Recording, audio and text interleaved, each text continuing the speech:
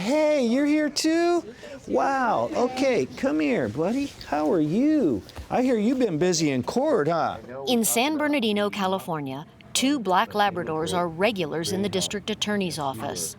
3-year-old Dozer and 2.5-year-old Lupe are among DA Michael Ramos's newest staff members, part of a special victims canine unit. Last August, they were officially sworn in, paws on a California criminal law book. The dog's job is to reduce fear and help some of the most vulnerable victims, many of them children, feel comfortable in court. They've never been in a courtroom, in their lives. And add on top of that, they're going to have to discuss and tell a jury about how they were either physically abused, sexually abused, and have to relive those horrible moments in their lives. Dozer was detailed to a case in juvenile court late last year. My daughters were a victim of abuse. Pearl Curiel's daughters had to testify. I felt nervous because the judge is right there, and you just look up at the judge and you think, I'm gonna freak out. I feel kind of scared, but once I saw Dozer with me, I wasn't scared anymore. I couldn't be right there where the mom is supposed to be. I couldn't hold my daughter and rub her back while she talked, But he was. He was able to say, you know what, I'm not gonna leave you, and I'm gonna sit right next to you, and you could pet me, and you could talk to me, I don't know if they would have made it through without him. It's so silly, because it's just a dog, but he is a superhero. For my girls, I know he is. Dozer's handler, child advocate Jessica Scioli, believes the dog's support will have a long-term effect. Whenever a victim gives their testimony, they feel empowered. So I think the girls getting up there and telling their story and telling what happened is the first step in them being able to overcome the situation and become survivors. The other lab, Lupe, was tasked with calming 2 young boys, one allegedly abused by a relative.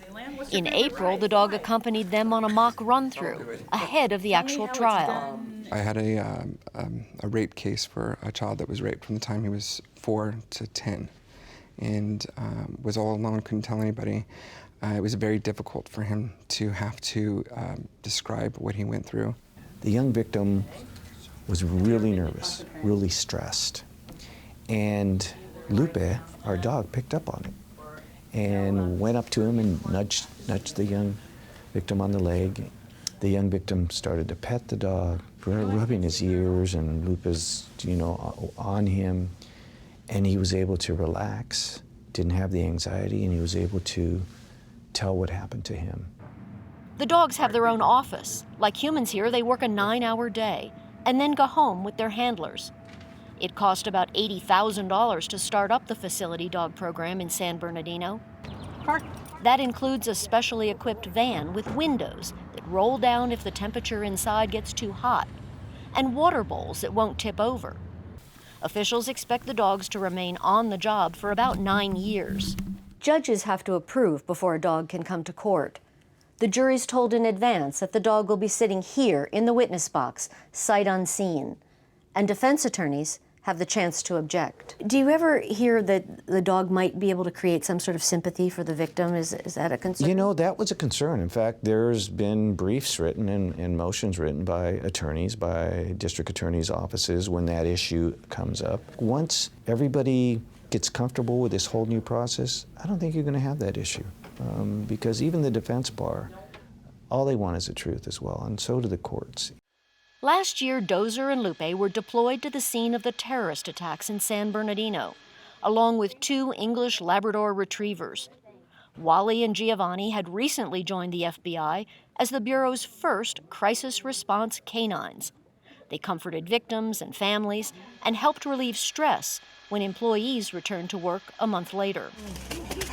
Assistance Dogs of the West in Santa Fe, New Mexico breeds and trains the dogs. They've placed 15 in judicial districts and have at least 8 more in the pipeline. They also provide dogs to individuals and organizations, but courthouse work is growing, says Executive Director Linda Milanese. We realized that this was an area that was really exploring something new, that had the potential to reach a lot of people, and that was really making a new map in the world in the judicial system. Most courthouse dogs are labs and golden retrievers, bred for good health and an even temperament. Intensive training starts early with lots of hands-on attention. Get it? Professionals work with them one-on-one, often in public places. Nice. The dogs learn about 90 complex tasks. Children ages 8 to 18 teach them commands too. Honey Pie, come.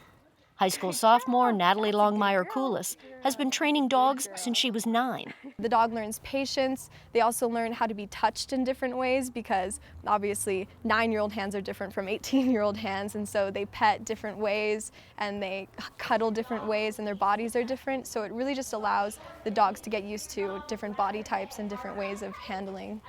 Having the dogs being trained by students, one of the outcomes is they all learn to listen to little voices. Jill Felice founded Assistance Dogs of the West. All of you guys can get your leash. She says the key to instilling calm and trust is simple science. Dogs actually help us release oxytocin, which is the calming hormone and the bonding hormone. And when you are able to have that hormone going through your body as opposed to the stress hormone cortisol, it's much easier to tell your story. After nearly 2 years of study, the dogs move on. Distinguished graduates. Love story actress and animal lover Ali McGraw presided over this year's commencement ceremony, celebrating 12 four-legged graduates. Among them were the FBI dogs, Wally and Giovanni, who flew in from Washington for the festivities, and a Labradoodle named Zeus, who's headed to Veterans Court in Albuquerque to work with vets with combat injuries. McGraw believes the courthouse dog program uses compassion to promote justice.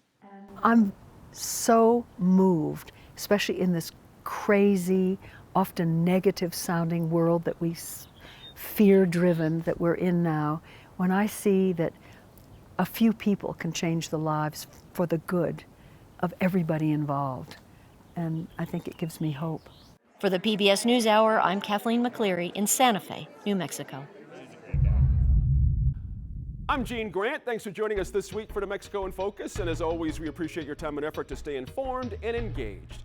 Now, we wish you a safe holiday weekend, and we'll see you next week in Focus.